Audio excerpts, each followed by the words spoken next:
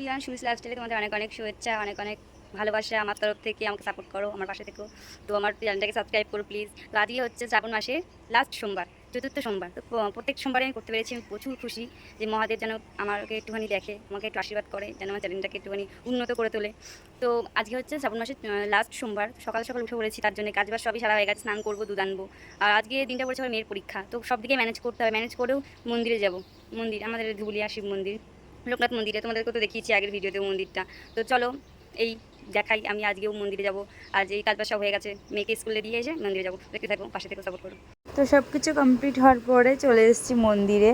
আমার বোন এসছে আমার সাথে। মন্দিরে তো প্রচুর লাইন, তো দেখে মাথা খারাপ যে প্রথম সোমবারে এত লাইন হয়নি, লাস্ট সোমবারে এত লাইন, এত ভিড়।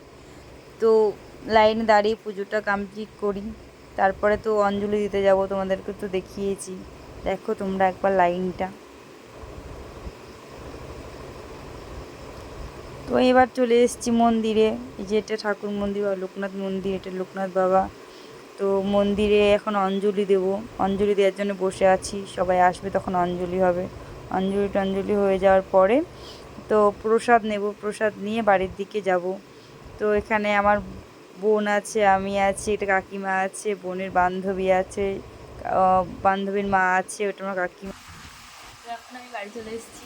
বাড়ি চলে আসার পর জামা প্যান্ট ছেড়ে এখন আমরা খাবো সাবু মাখা। সাবু টাবু মেখে খেয়ে দিয়ে একটু রেস্ট নেবো। তো এই ভিডিওটা এই অবধি। ভালো লাগলে প্লিজ লাইক করে সাপোর্ট করতে পারতে। টাটা।